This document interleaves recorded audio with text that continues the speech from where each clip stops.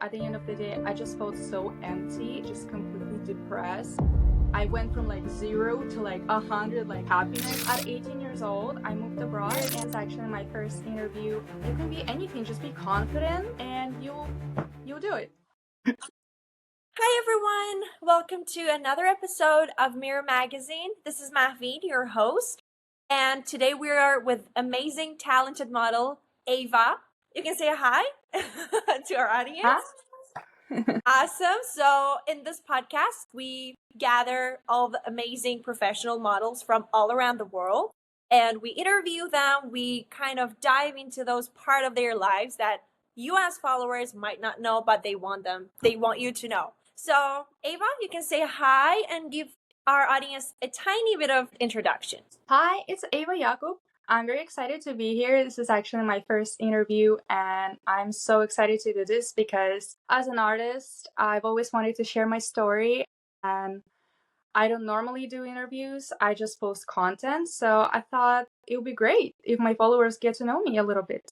That just get out of the comfort zone and just like go with the flow. Definitely. Perfect. So, as if you have not seen the other episodes of Mirror Magazine, let me just give you and the audience a little bit of outline. So, what we do is we first cover some career, so-called serious or professional questions, and then we go to your personal life and the parts that you want your audience to know. Let's start with our first and most important question. Well, what inspired you to start doing modeling and to become a model? So I was born in Nevelsk. If you don't know, it's a tiny little town on an island in Russia. Wow. But fortunately Love for it. me, I've been traveling abroad since I was 6 with my family. And I specifically remember one trip in Thailand. I was in Thailand in 2013. I was 13 years old and I was in my hotel room and I was watching London Fashion Week broadcasting on the TV. And so I was also watching American Idol at the time. Wow. So it really inspired me, watching. I definitely knew that I was going to do something in entertainment and I was really eager to really go for it. And I was watching all the famous models being interviewed and I knew that modeling was probably the thing that I would want to start with because you can start out really young, anywhere, really. So at 18 years old, I moved abroad and I started modeling professionally abroad. So amazing. What a timing. Crazy, yeah. Right? Mm-hmm. So, and do you remember your very, very first shooting? Oh, God. That's a tough question. You just need to kind of think. No, I don't, to be honest. The first year, I was just learning. I was doing hobby photo shoots. I was just building a portfolio. But I made an official debut as a model in 2019 in Simon Dominique's music video. If you know who that is, he's a rapper.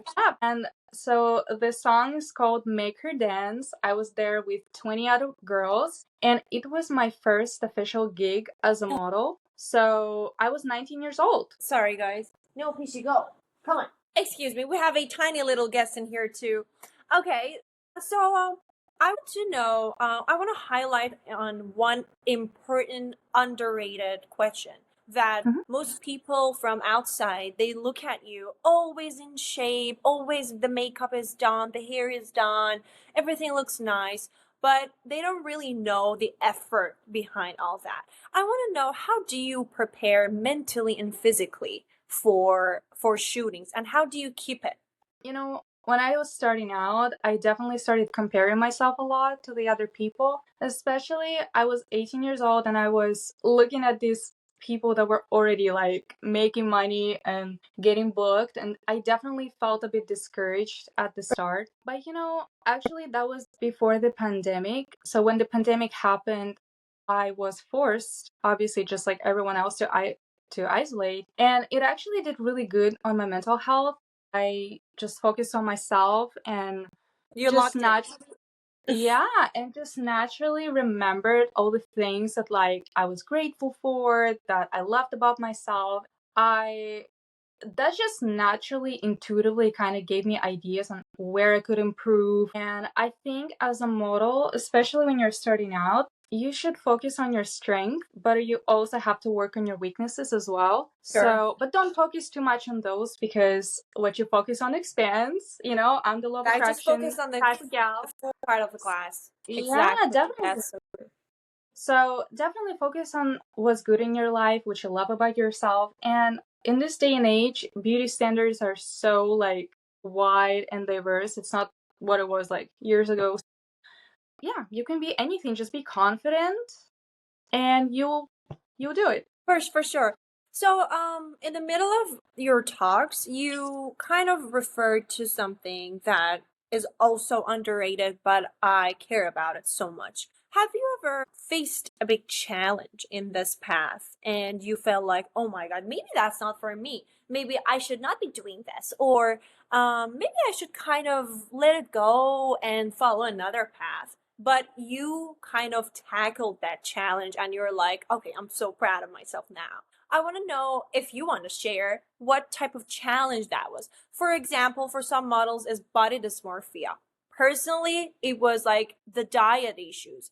I want to know what was yours. So mine was actually a year and a half ago. I was 23, 24. And I was doing really well financially. So on the outside, it looked like I was successful. But I started noticing that at the end of the day, I just felt so empty. And after a while, I was just completely depressed. You know, on the outside, I looked like I lived the perfect life, you know, but on the inside, I just knew that something was missing. And I didn't know what it was until, again, I took a break from modeling for like a month. And during that month, I just really started thinking, like, what was missing? And I just naturally realized that I've always written, like, my whole life since I was like 10 years old. And writing is something that genuinely makes me happy. Like, it's my calling. So I've always written, but I had a break from writing for like 4 years. So I realized that I think I should probably go back to writing. And I was really depressed in that moment. I had that thought, but you know, one day I just decided to give it a try. And like that, in one day, I went from like 0 to like 100, like happiness wise.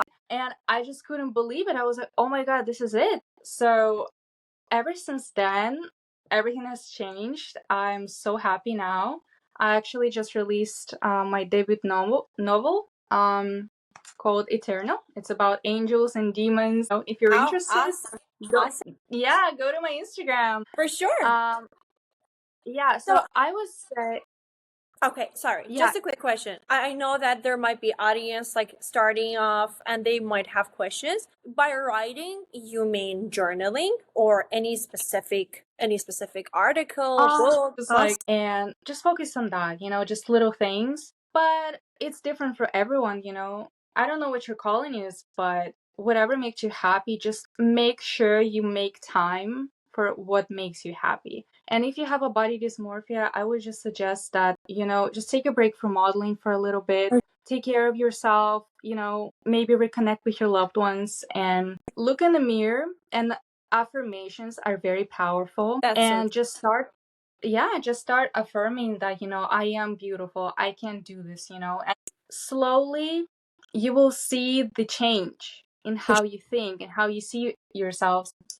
Yeah, I definitely at one point couldn't really figure out my angles, and I thought, oh no, like I'm not photogenic like the other people. Like I had these like thoughts in the beginning. Exactly. But what I've learned is that I just didn't know my angles. That's it. But once I learned them, yeah, but once I've learned them, ever since then, you know, I haven't had those thoughts. I just, you know, whenever I have a shoot, I just do it. And yeah, it was great. But again, it comes from experience. Perfect. I want to know for you as a professional model, because I went through your Instagram and I was impressed. And I want to know what is your ideal day of shooting? What is the best photography for you? Is it just the results or the path towards it or how you feel during the photo shoot or how the photographer makes you feel or the outfits? I want to know what is the ideal shooting day for you. So my perfect day of shooting, I would say something like the concept that I genuinely want to do, which is high fashion, something classy, something elegant, you know. And As a model in Asia, most people here make content that has more of a sexual context to it. Yeah. And I've never been that person, and I never judge other people. Like, it's up to them. But for me personally, I love dresses. I love like glittery outfits. And I think the photographer should really understand your idea and be on the same lane. So when you shoot, it should be easygoing and problems in communication. Like, that's the most important thing. Thank you. Finally, someone said that. Yeah, because sometimes it can be really tense. Like, during a photo shoot, you have misunderstandings, but you're too afraid to speak up or like ask a question. Or maybe there's a language barrier. It happens. So yeah, so it's very important to like just be easygoing and have an open mind and be able to communicate. Perfect. Next question is, what does a typical day in your life look like? So my schedule is very flexible, like it's very different every week. I don't have photo shoots every day, obviously, but I do maybe have twice a week. Awesome. Yeah, and it's very different sometimes, because I've had weeks where I had bad mental health. So those days were very chaotic for me. But nowadays, I really try to like get up early, have my coffee, have a gratitude list, something, Yeah, that will the keep the routine. vibes high. Exactly. So, and I think I just listen to music every day, and the photo shoots usually happen like in the afternoon. So during the morning, I just always try to do something that will like lift my mood. So yeah, but after the photo shoot, I'm always tired, so I just go home. You just want to sleep. Exactly. Yeah, exactly. And have you ever, oh, let's put it this way. How do you balance your personal life, your relationships, and your career? I think there's always should be a balance between both, but everyone is different. Some people they prioritize family over everything, and some people are more like career oriented. So I'm definitely more career driven. So I don't talk to my family every day, but they understand me. I do make sure that I check on them and let them know that I'm okay. And but they understand. Sometimes for me personally, I need personal space to be creative as an artist. And yeah, but I do believe you should have a balance because sometimes if you spend too much time with your family, with your friends, with your partner, you can prioritize that over some of your dreams. And I don't think it's healthy either because That's at the end of the day, your purpose and why you're here is like, it should be your number one priority. And your family, friends, they should support you. So, yeah. Thank you. And you can just confirm what I say because I have personally felt like that because when just even a tiny bit I'm out of the path of my goals, I kind of feel the energy that is not sinking. It's not the one that I want, even though that I spent it with my loved ones.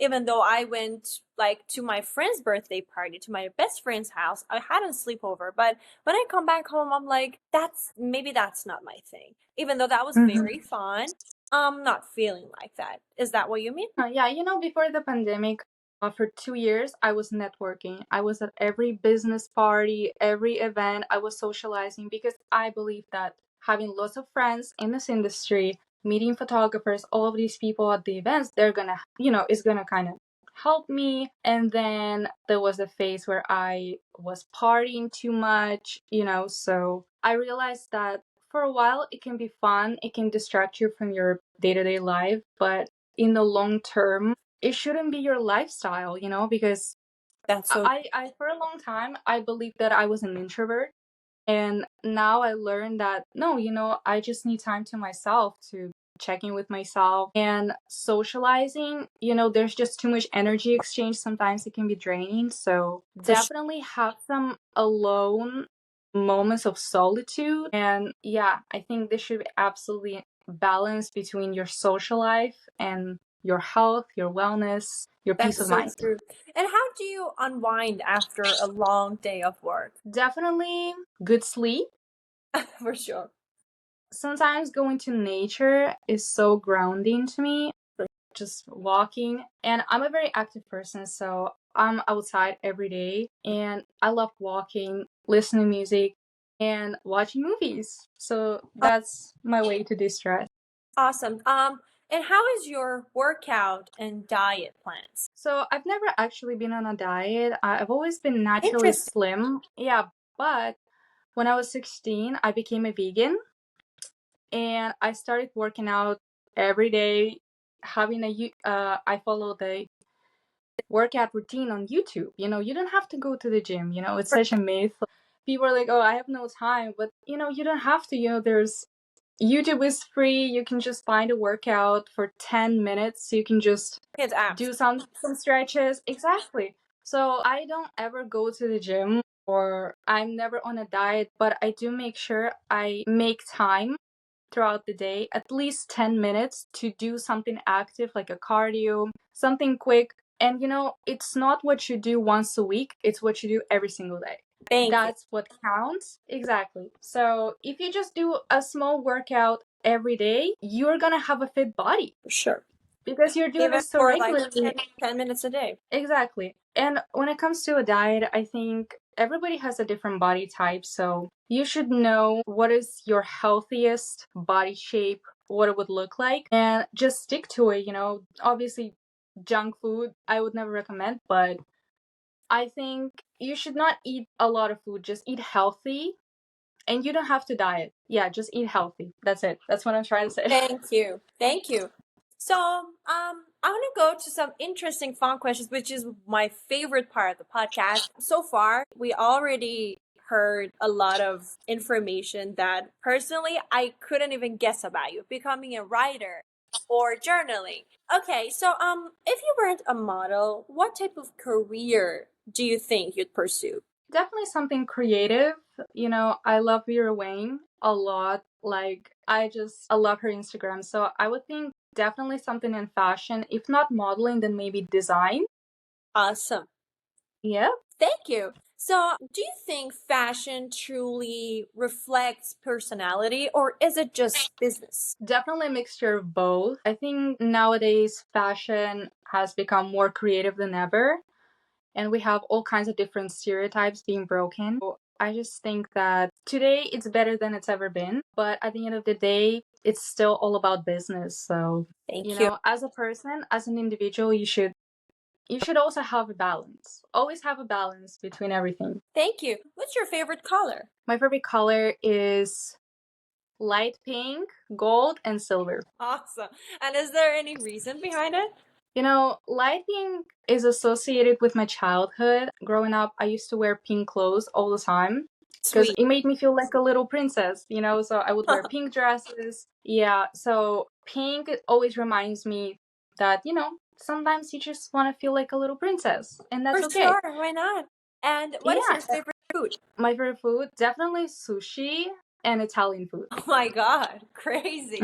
What's your favorite coffee drink? Definitely latte with 2 pumps of sugar and always 1 shot of coffee. Decaffeine. You don't go for double shot, Is that a decaffeine? Just 1 shot? It's just espresso? Yeah, just coffee with 1 shot of caffeine. Okay, so it's latte with 1 shot of espresso with 2 pumps of sugar. So that's what I have. Yep. Awesome. Yep, that's my everyday.